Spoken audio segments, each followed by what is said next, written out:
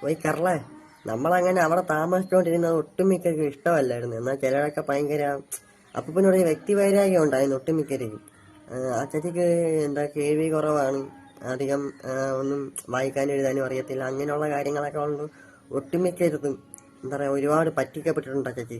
ഒരുപാട് പാവം അങ്ങനെ ഒരുപാട് പറ്റിക്കപ്പെട്ടിട്ടും എന്താ പറയുക എല്ലാം മനസ്സിലാക്കി മുന്നോട്ട് പോയി അവിടെ നിന്നതെന്ന് പറഞ്ഞാൽ നമ്മളെയൊക്കെ നോക്കാൻ വേണ്ടിയിട്ട് മാത്രമായിരുന്നു. അങ്ങനെ ഓരോരോ കഷ്ടപ്പാട് പോയിട്ട് നമ്മളിങ്ങനെ വളർന്ന് വളർന്ന് വളർന്ന് ഇവിടം വരെ എത്തി. പിന്നീട് എന്താ പറയുക പിന്നീട് അങ്ങോട്ട് എല്ലാം നമ്മൾ സ്വന്തമായിട്ട് പിന്നെ അവരെ വീട്ടുകാരെ ബുദ്ധിമുട്ടിപ്പിക്കണ്ട എന്ന് വിചാരിച്ചിട്ട് ഞാൻ എൻ്റെ +2 പഠിത്തം കഴിഞ്ഞ് ഞാനങ്ങ് ജോലിക്കിറങ്ങി. ഞാൻ +1ഉം +2ഉം പഠിച്ചത് തന്നെ അഞ്ചൽ EST VHS സ്കൂളിലാണ്. അങ്ങനെ അവിടെ വെച്ച് പഠിക്കണ സമയത്ത് തന്നെ ഒരുപാട് ഞാൻ ക്ലാസ്സിലിരുന്ന് വരെ ഞാൻ കരഞ്ഞിട്ടുണ്ട് ഒരുപാട്.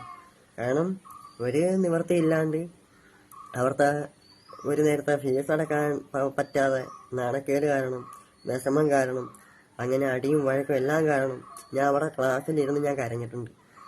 അങ്ങനെ ഒടുക്കം എന്താ പറയുക പിന്നീട് എല്ലാം കൊണ്ടും ഞാൻ പഠിത്തം മതിയാക്കി +2 കഴിഞ്ഞ് ഞാൻ നേരെ ജോലിക്കിറങ്ങി. അങ്ങനെ ഓരോ ജോലിയായിട്ട് മാറി കഴിഞ്ഞ് ലാസ്റ്റ് ബിൽഡിങ്ങിൻ്റെ ജോലിക്ക് വന്നു.